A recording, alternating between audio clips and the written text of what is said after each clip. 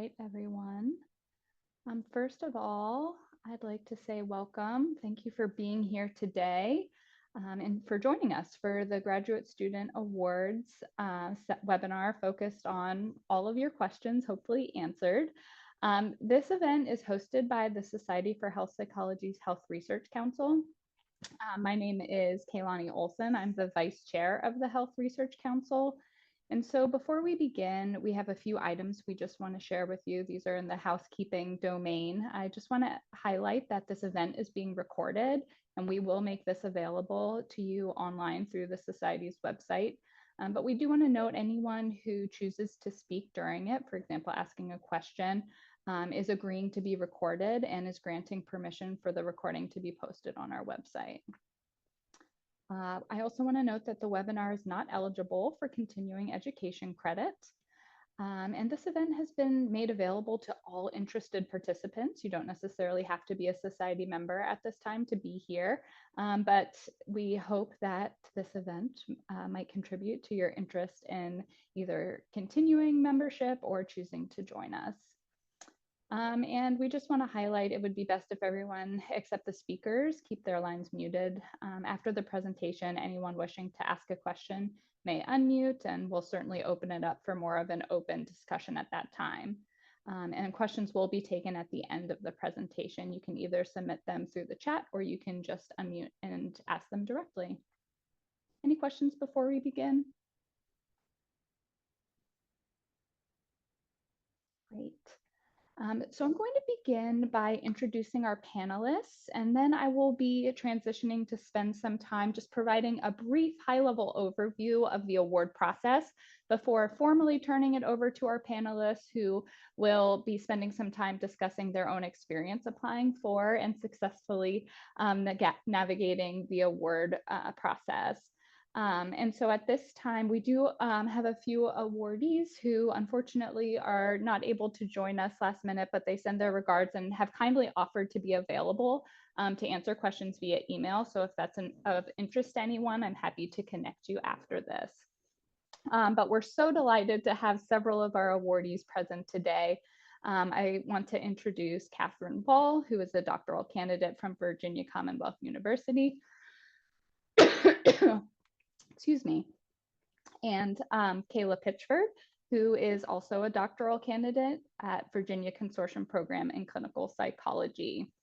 And we might have an additional individual joining us, Sophia Rentel, at a future time, so you can stay tuned for that. I'm so sorry, excuse me for one moment. Okay.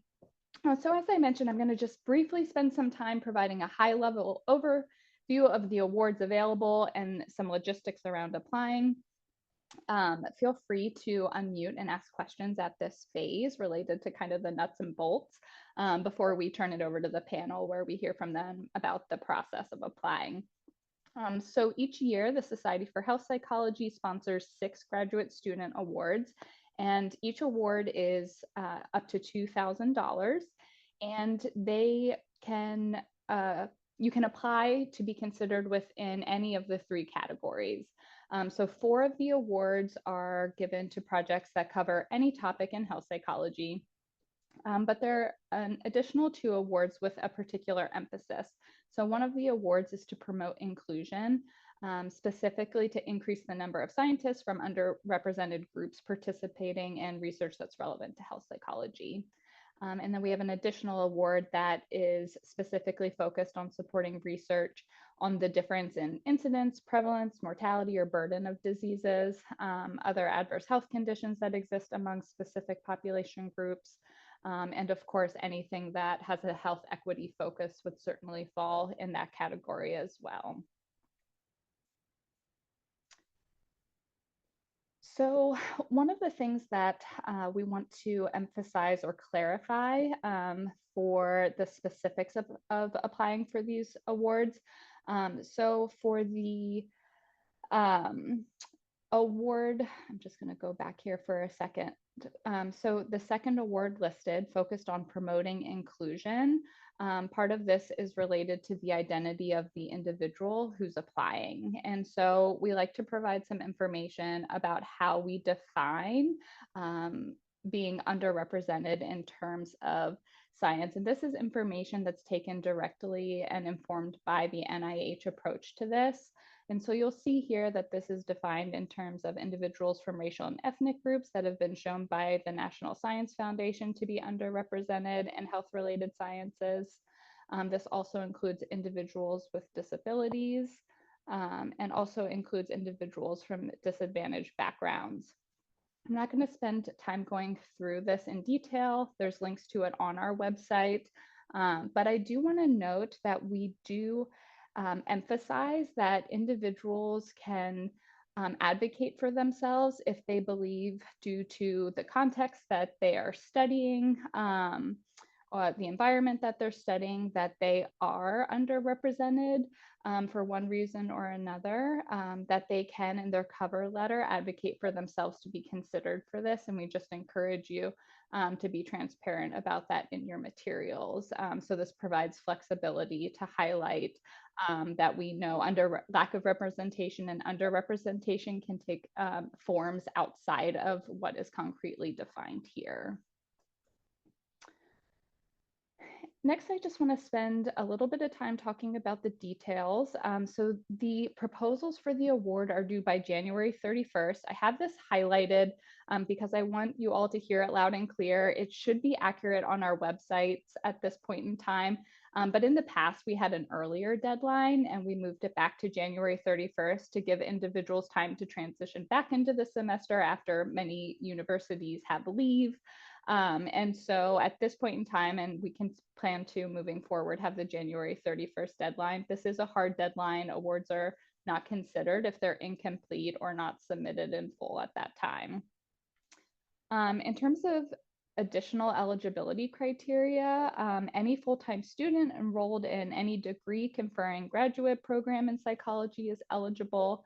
And the graduate program itself does not need to specifically be a health psychology program. However, to be eligible, you must be a current member of the Society for Health Psychology, Division 38. And I do want to note you don't have to be a member of APA, the larger organization, to be a member of our society. Proposals are submitted online through entirely online procedures, and the details can be found online.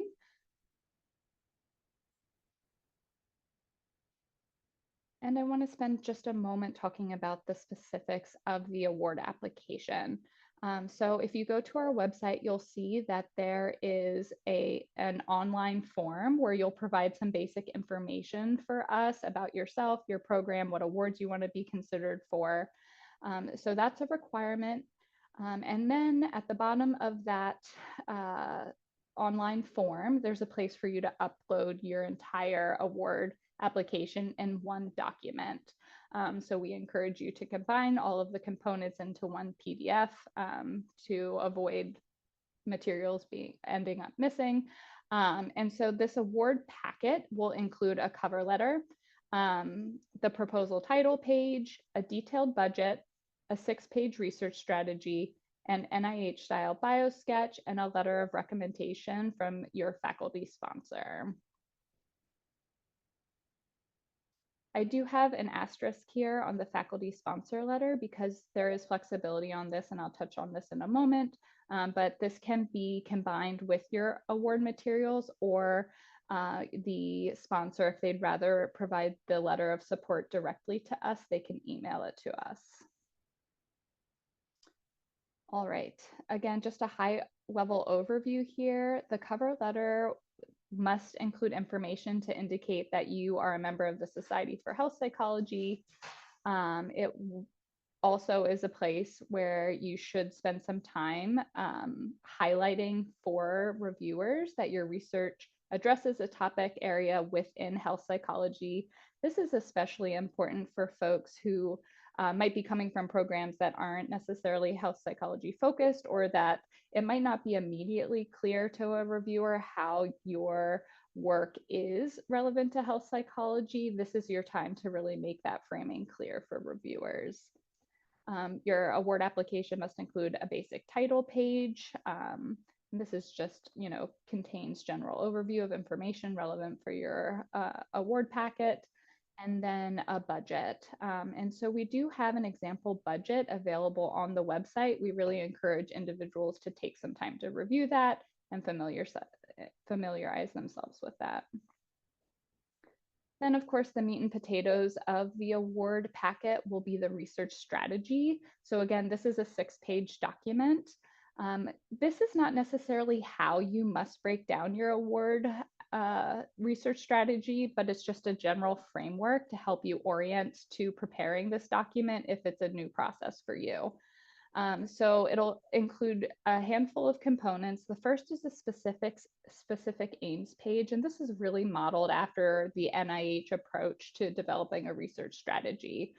We recommend that this is about 1 page, and this is, the abstract, for lack of better words, of your project. It gives you an opportunity to introduce the reviewer to the work you're doing, highlight the significance, what's innovative about it, what gap in the research you're trying to address, and why we should care as a society, not only Society for Health Psychology, but at large in terms of what this work can do to promote health and well-being for individuals. Next, we have the background. This is, of course, where you're going to just provide an overview and summary of the existing literature.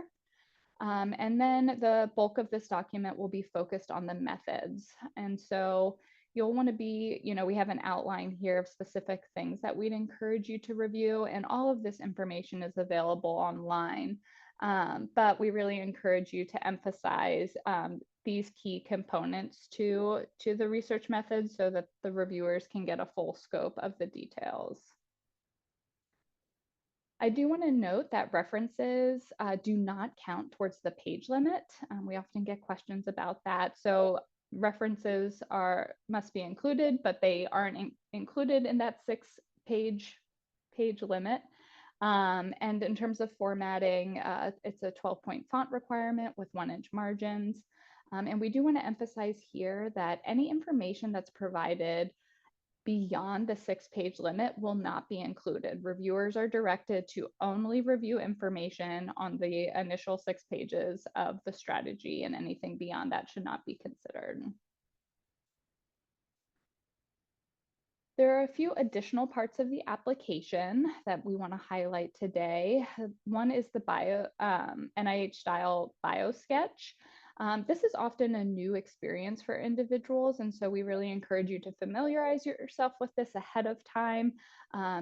You will be able to go online to NIH and find information about how to prepare a BioSketch, and there are non-fellow and fellow versions.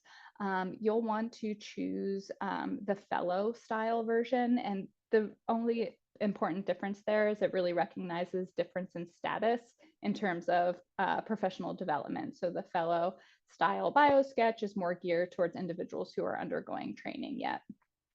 And then last but not least, we have the letter of recommendation from your faculty sponsor. And when you're communicating with your sponsor, we encourage you to really clearly emphasize for them a few things that we want to see in that letter, which is to verify that the proposed research is your independent research. This work, these grants are designed to support you in your own independent line of development, and we encourage the mentors to make that very clear, and that you will function as the principal investigator of the research. And then lastly, I'm just going to highlight the review process here. All applications are sent out for independent review. Every effort to assign reviewers with content expertise related to grant topics is made. However, we do want to note that just like any review process, including NIH, sometimes you have a reviewer who is not necessarily a content expertise in the very specific space that you're doing your work. And so as you prepare your grant, you want to keep in mind communicating to a wider audience, just like you would in terms of preparing a manuscript, to make sure that anyone interested in reviewing the work can really understand and contextualize it. And this just provides an overview for you to understand the type of information that reviewers are encouraged to and required to report on.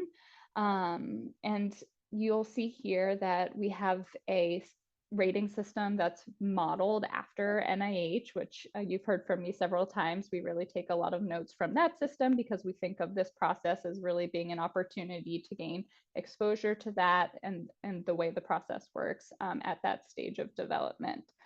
So there are several categories here where reviewers are asked to rate each of the applications, ranging from 1 to 10. This includes, providing a clear theory and rationale for the study, the strength of the methodology, just an overarching score for how clear the writing is, how original or innovative the work is, significance and contribution. So this is really highlighting the question of like, what's the broader big picture impact of this work? Why does it matter? What can it contribute? What's the scope of the problem you're trying to help solve? And then there is a category to rate the strength of the applicant. And again, the bio sketch and the letter from your mentor are places to really highlight your strengths as an applicant and your ability to complete the work. All right, we're coming down the home stretch on this overview. I will stop sharing now so we can turn it back over to our panelists.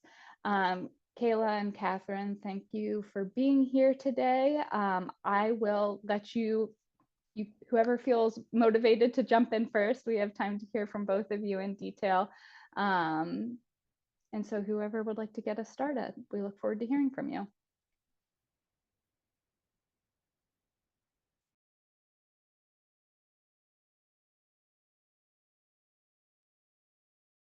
Did you want to go first, Kayla, or do you want me to go first? I'm happy to go first, either way. Okay, so can you remind me the specific points you definitely want me to hit? You want me to talk about the experiences doing it, the background, the topic, and all that stuff? Yeah, if you could start by just providing a brief overview of your project, it's helpful Sure, for students to hear what type of work can get sure, funded. absolutely. Just reflections on your experience preparing the application, how you approached it. And then I think another thing that can be helpful, if you're willing to share, is what component of the project you plan to use the funds for, so folks Oh, can get absolutely. a better understanding of the sorts of Absolutely. things that are appropriate to ask for. Sure.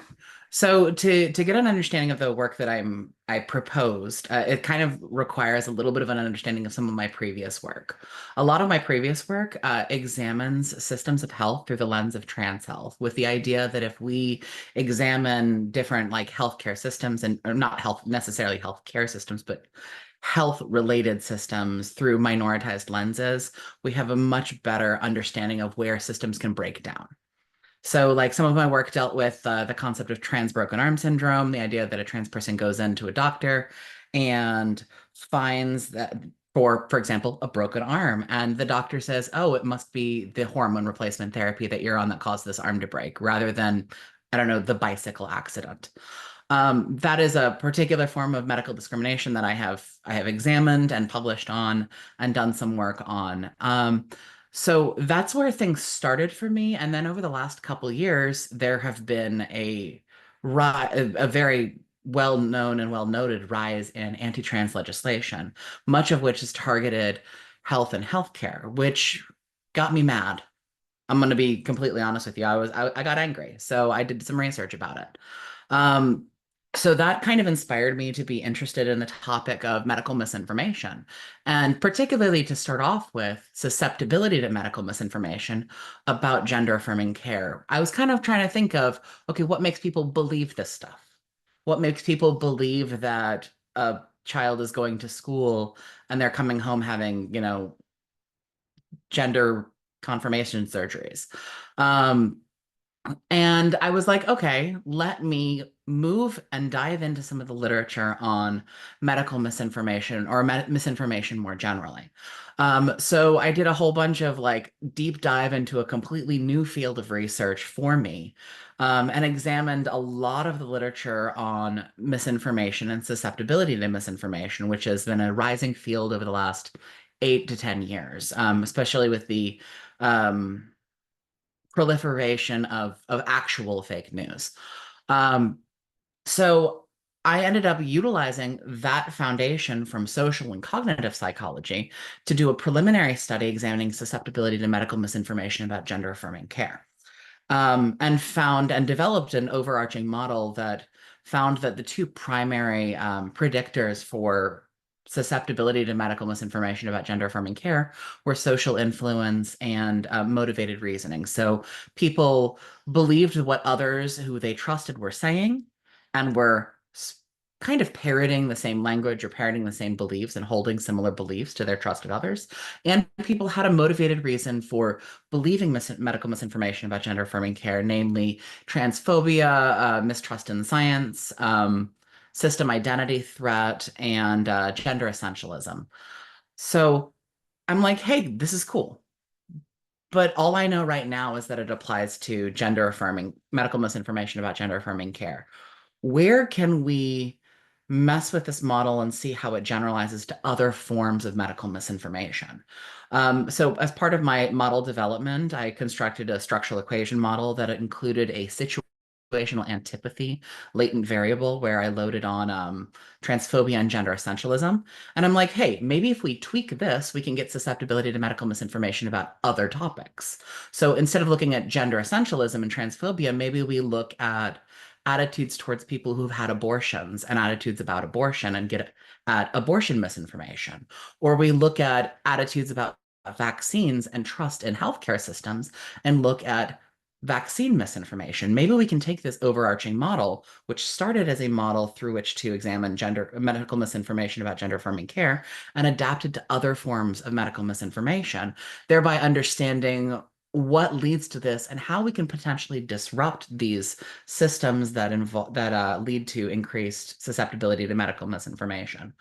Um, so again, I started off with that preliminary data, and my proposed project is hoping to generalize this model to misinformation about vaccines and abortion. In the future, I'll probably take this model, if this generalizes here, and apply it to less politicized forms of medical misinformation, maybe cancer misinformation or information about homeopathy or something along those lines, to see if it generalizes beyond the political context. So yeah, I ended up using that and being like, hey, this is what I want my dissertation to be on. I proposed my dissertation, I got feedback from my committee, and then I saw that the Society for Health Psychology had this graduate student research award, and was like, let me apply this to let me apply for this to see if I can fund my project. I am fortunate through my program to have had some experience with grant writing, though I have not submitted a submitted a grant. So I had an idea of what like a specific aim section should look like, and a background section should look like, and a method section should look like. And had gotten feedback from faculty members on other grants that I have written up and just not yet submitted. Um, I think overall the process, and one of the things for me through that process and through the process of writing up the proposal itself, not necessarily the bio sketch, which I can talk about very briefly shortly, was remembering some of the good advice I'd been provided about how to stay in limits, how to successfully use bolded bolded like headlines, but in the same line as the paragraph. Um, it's really about trying to figure out how to propose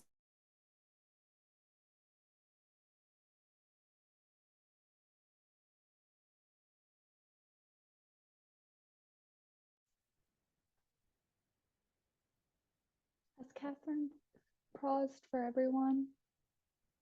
Yep. Okay, thank you for confirming that. Hopefully, internet issues will be resolved here. how about we give it one moment, and then Kayla, if you don't mind stepping in and picking up so that we can move forward until she's able to return. Yeah, sure. If I can Thank go you. ahead. That would be Yeah, great. awesome. Hello, everyone. I am Kayla. I'll kind of hit on the same topics that Catherine did. So, oh, she's back. I see her. Hi, sorry about that. My internet just died on me. No problem. Welcome back. The world of Zoom, right? I have no idea where it dropped off. You were, at least the last that I was able to hear, you were talking about the fact that just your prior experience with grant writing and that you had Yeah. other grants that you had received feedback on, and that was kind of the lay of the land for where you were jumping. Yeah. So yeah, no, I've had a little bit of prior experience with grant writing. So like if your university has offered a grant writing class and you haven't taken it or aren't forced to take it, I highly recommend it. Um, NIH or NIH style grants are a whole different experience because I applied for NSF grants as well before. I'm also a NSF graduate research fellow, and that was a very different experience than writing an NIH style grant. Getting the feedback, getting regular feedback, and figuring out where to cut. Like reducing 100-page document to 4 pages, 5 pages, 6 pages is an experience, and it's a difficult one. I also think one of the big things that helped me in the process of getting this grant was having preliminary data. I generally, if you can have pilot data at any point in time, you absolutely should. I believe it strongly helps with a theoretical rationale, and having a very strong theoretical rationale as well, I believe, helped in this process. It was explicitly mentioned by both of the reviewers who gave phenomenal feedback. That actually has helped develop the project even further and develop my thinking on the project even further. Having that strong theoretical background helped. Having preliminary data, I believe, helped. And trying to be brief. I'm not very good at it, as I'm sure you can tell. Um, so that was an experience for that process. The BioSketch, I will be honest, my partner also received this specific grant maybe 4 years ago. So I was able to actually look at her BioSketch and be like, okay, what do you have in there? How do I take what you've got? And how do I talk about my own experiences and my own stuff and my own appointments, my own contributions. So I use that kind of as a baseline. I think I might have lost connection again. Okay, cool. You, We're back. Um, as for how I'm spending the funds, it's all going to participant funds. I'm recruiting my participants through Prolific because I'm trying to recruit a balanced sample of people who self-identify as Democrats, Republicans, and independents. So I'm using an online participant recruitment platform, Prolific, to recruit participants, to pay them a reasonable wage based off of how long of a survey they're going to be taking.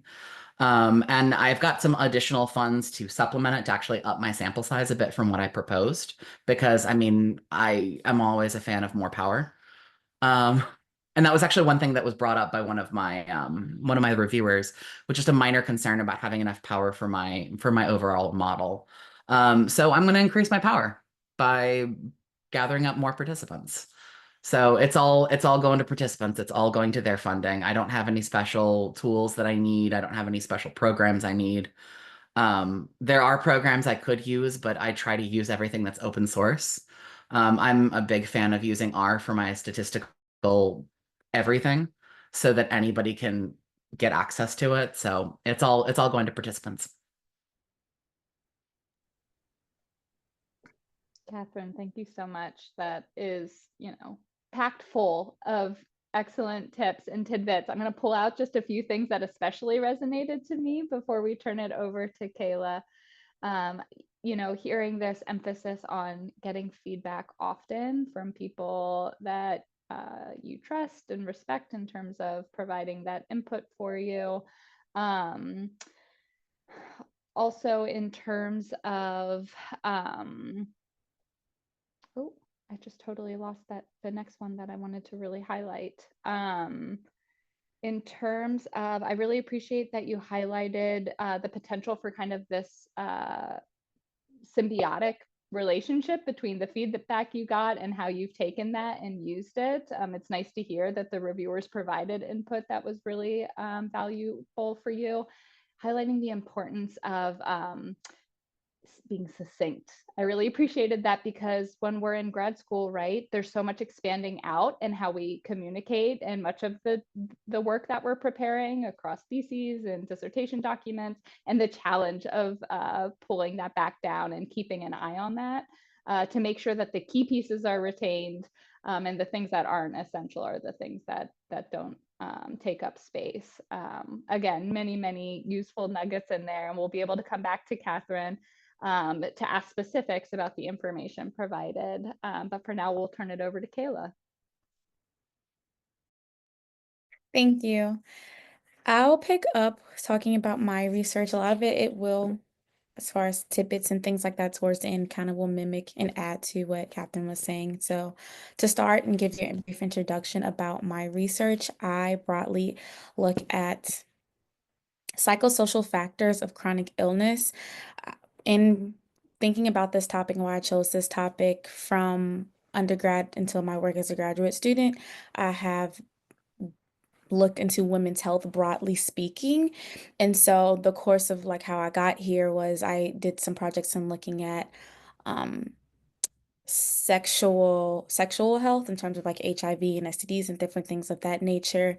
I then took a turn looking at my thesis was about looking at hypertension among African Americans and different things like that. So again, I had looked at chronic illness broadly speaking, and so I'm thinking about where I want to go and focus in on for my dissertation in particular was breast cancer. This is another one that, once again, looking at the psychosocial factors of breast cancer and how that essentially factors into a person's ability to cope and kind of transition after breast cancer and having that illness and what it means to reintegrate and all the different aspects of interacting with family and friends, care providers, occupationally, again, broadly speaking, all of those quality of life type of measures. And so with that, the project I submitted, taking into account looking at those factors into individuals who are younger and who are African American, identifying as African American women. So my focus was more so on a racial minority aspect. And with that, that was with the help of my professor, as well as my own personal invested interest.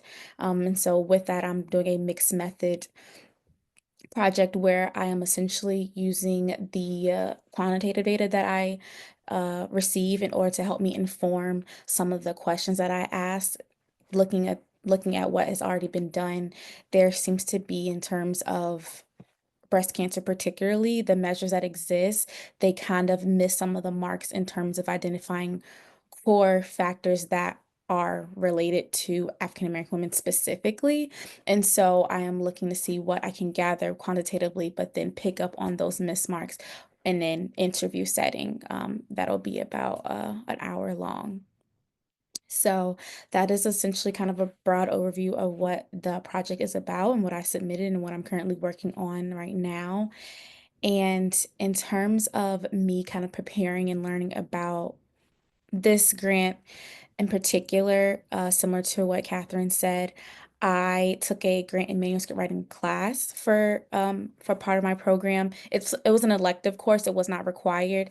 But being that I was looking into getting into an area of research that is not readily available. I mean by that, participants that aren't readily available, right? Like you don't, I go to a university, a public university, I don't really have access to that in my immediate circle. So being able to get some outside help, getting some outside funding would have really been what I needed in order to really push this off the ground and be able to get the participants that I needed for the study. So I took that class. It was really helpful. The project was essentially, it was a grant and manuscript writing class. So I wrote a manuscript kind of about women's health, and then I wrote a grant in relation to what I wanted my dissertation to be on. So luckily both were actually submitted and got accepted. So that class was really, really great and really, really helpful for me. And I love, especially in being in grad school, like everything that you do, you want to make it work for you. So granted, I got a grade for it, but also it's using me to help my future and things of that nature as well. And with that, that class was really helpful in terms of preparing the application from start to finish. It was our job to essentially research all the different types of grants that were out there, select one that we wanted to apply to, and we kind of worked top to bottom from doing each of those key components in the application. Week to week, we would have peer groups and we would send each other an update of our paper and kind of what we were working on and receive peer feedback.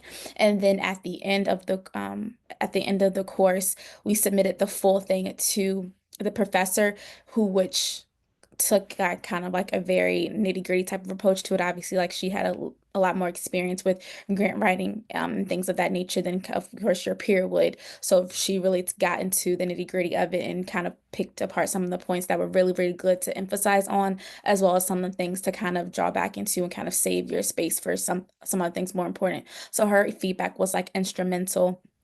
And again, kind of echoing what Catherine said, that was not the only form of feedback I got for this grant. I got as much as I could, as often as I could. And so after that course was finished, technically, I did have a finished application, but even then, I fine-tuned it even more with my advisor. I sent it to her. She, again, picked apart some of the things as well to kind of incorporate, really focusing in on not the aspect of the message, but more so getting a tight analytic plan and kind of having a theory and making sure that the statistical analysis part is all together and kind of in a package that could portray to the reviewers that this is something that not only needs to be done and is significant, but feasible, right? They want to make sure that they're funding something that can actually have results in order to be used, and not something where, it's a great idea in, in theory. However, the numbers aren't there to really get the results or get the outcomes that we're looking for. So she helped me with that portion of it and really focusing on that. And that was really helpful. And particularly me having one to a mixed methods approach. That's something that I was newly introduced to. So a lot of things there. She helped once again kind of help me with the wording of it and understanding like the language and how to report those things on the application itself. And so that was her feedback. And then the final feedback that I received was from a recipient of the grant about 2 years prior. In my program, I'm in a clinical program, but we also have other focuses within my school that I attend. And so this person, she is a health psych student, not a clinical student, but she applied for the grant as well. And I had a one-on-one with her just to again see her, to get her understanding as far as what the application process was like, what to expect, kind of like if you are not selected and if you are selected, what does it look like in terms of there's a lot of negotiating that comes into play when you are getting a grant and kind of how or if it should be funneled through your research kind of institution, that makes sense, like in terms of direct costs and indirect costs and all those types of things. So she helped me understand like, okay, if you do get accepted, if you do get approved and you do get the grant, then who do you need to speak with in order to make sure that you're dotting your T's and cross your I's and making sure that you're following all the procedural aspects and make sure it's getting to your account in the right form and fashion. So with her help, that helped me to, again, fill out the necessary paperwork and the logistics part of the grant that I needed to be able to have it to use for my dissertation. And then finally, in terms of what I'm using it for, once again, echoing Catherine, in terms of looking at participants, in terms of compensation, that is what all of my money will be used towards. I'm very fortunate enough to have a connection. I found a connection, or I made a connection, should I say, with different communities throughout my local my local city and where I live in order to be able to get access to participants who have been diagnosed with breast cancer and who are post-treatment and things like that, and of our ethnic minority. I was able to form connections and relations with those, and they were willing to allow me to recruit from those spaces. And from that, I will be using the money that I get from those from the grant to pay them for their time. I split it up in terms of what they would get for in survey versus what they would get for their interviews. Obviously, they would get more for their interviews, but something else that was important to mention in terms of, once again, having this population in particular was that they would be, when you go into a very, I would say, specific population or something of that nature, there's a little bit more investment that comes along with it. So more people are inclined to participate, generally speaking, as well as the information is coming from a credible source. For instance, I'm going into doctor's offices and hospitals and oncology units, different things of that nature. If it's coming directly from people who they interact with all the time, once again, that shows a little bit more investment, a little bit more credibility and trust there. So they're more than likely going to participate. And then on top of that, just the added incentive of this is a population that you don't get everyday access to. So make sure they're compensated for their time and their effort is very, very valuable and very, very important. So not necessarily just saying like you'll be eligible to potentially receive something if you get selected, but no, if you are eligible for this study, if you do spend your time and your effort, you will get something and benefits of it. So that is where my money is being pushed towards, and so far, so good. I'm very, very happy with how the project is going. I really like that I was able to really channel in and focusing on something that was uniquely important to me. That's something that doesn't happen all the time, right? A lot of times maybe your thoughts or ideas maybe kind of come out of what your advisor's doing or other individuals in your lab, whatever is doing, you kind of like expand on that. But this is something that I really kind of sat with and decided for myself. And so I'm really happy to see from start to finish that it's kind of getting to the outcomes that I hoped that it would. Kayla, thank you so much. Again, so much rich information in there. I am just going to quick pull out a few other things before I open it up broadly. Again, I feel like, Kayla, you just did such a nice job highlighting things that you wanted to reiterate that we heard from Catherine as well, which I think is just such a great messaging for folks when you're hearing it from lots of people who are using these resources. It's probably a sign.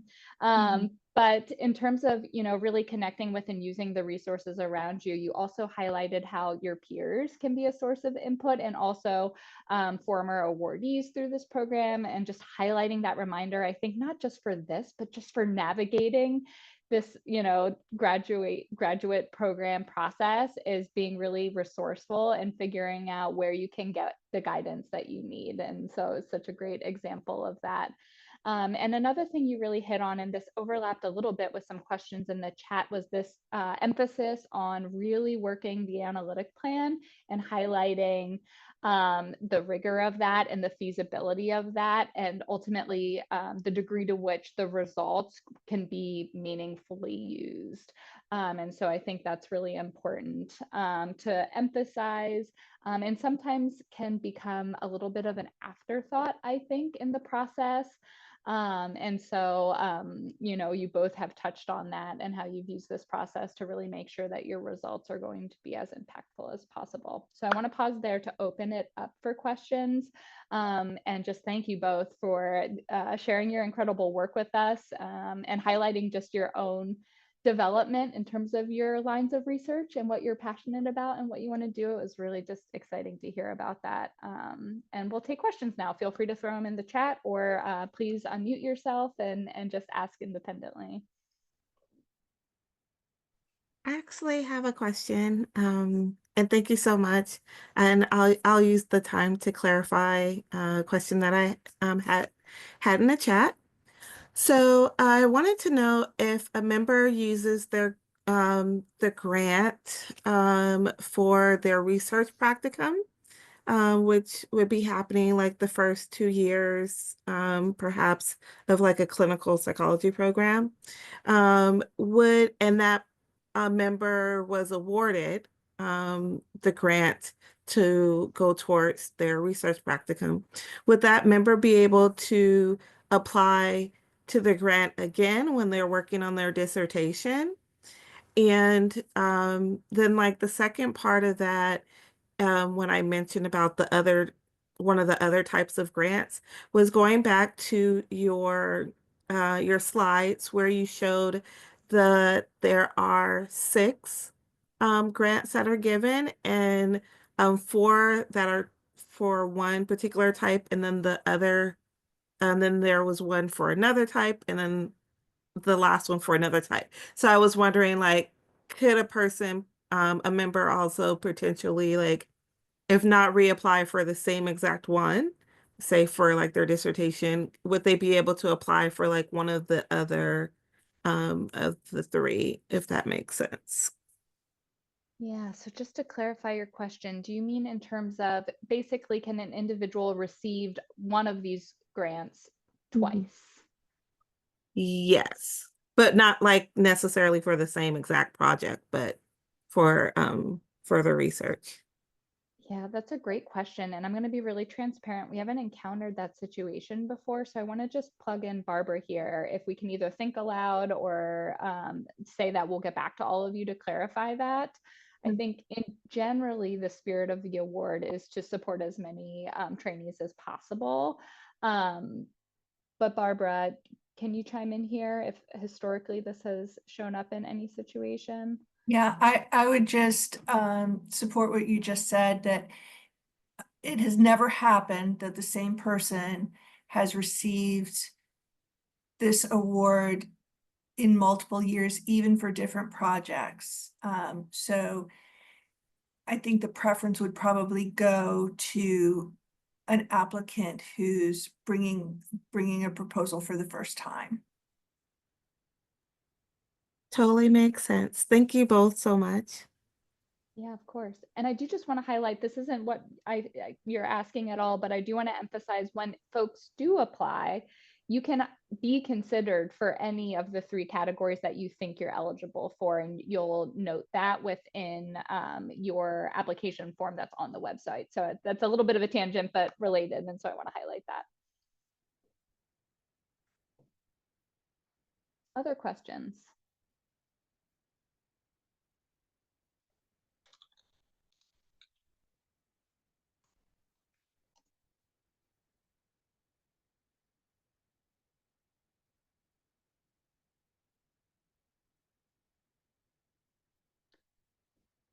A question that often comes up for folks is thinking about timeline and how long it takes to prepare something like this, especially thinking about that end of January deadline. Do you have any guidance in terms of how to think ahead and plan for preparing all the materials?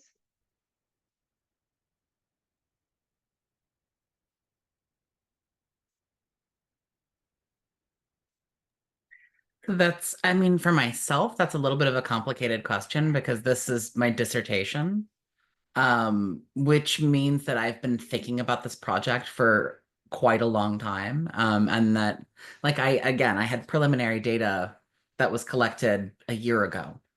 The process of paring it all down for me, I mean, to be frank, it took a couple of weeks for me, but like if you're starting fresh with a new project, that's a whole different story. I think that it's really important to make sure that you manage your time. You know how fast you are as an individual, because none of us work in the same time frames. None of us like nobody writes at the same speed as others or comes up with new ideas at the same as others. I think for myself, the fact that I had this idea before I even considered applying for this grant was beneficial. I wasn't necessarily coming up with an idea for the grant. I was using the grant for my idea, right? So I think that factors into it. There's so many different factors that you have to think about when thinking about this grant. I mean, don't just apply for the grant to apply for a grant. Make sure you've got a good idea that you're passionate about, and that's kind of where it's going to be.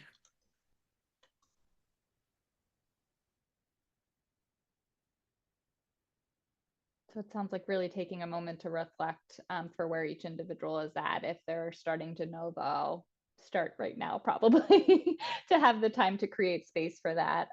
If you are looking to use these funds to really support a line of research that you have underway, the actual application process will take a handful of weeks to pull together. And adding to that as well, and talking about, yes, it's good to know your own pace of writing, but keep in mind some of the reiterations that we've talked about is the importance of feedback.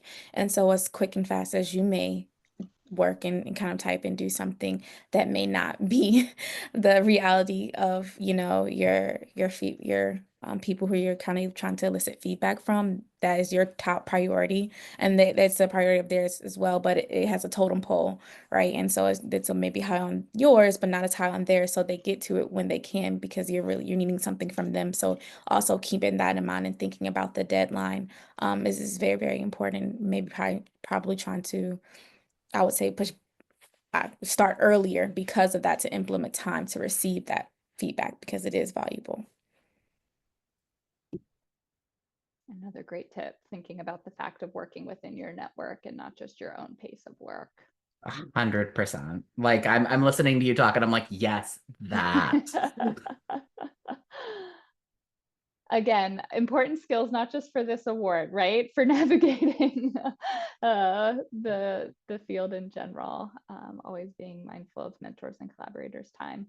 I do just want to pause for a moment. Sophia Rentel is here, who is another awardee. Sophia, we're coming down the home stretch here, but I'd love to give you a chance to share any pearls of wisdom you might have for our attendees today.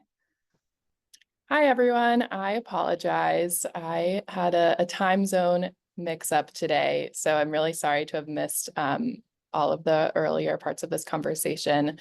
I can be available later or at other times also to talk more with anyone who's interested. I can quickly just share a tiny bit about my proposal and process and how it worked for me. I'm currently a second-year graduate student in a clinical psychology program PhD program at Rosalind Franklin University.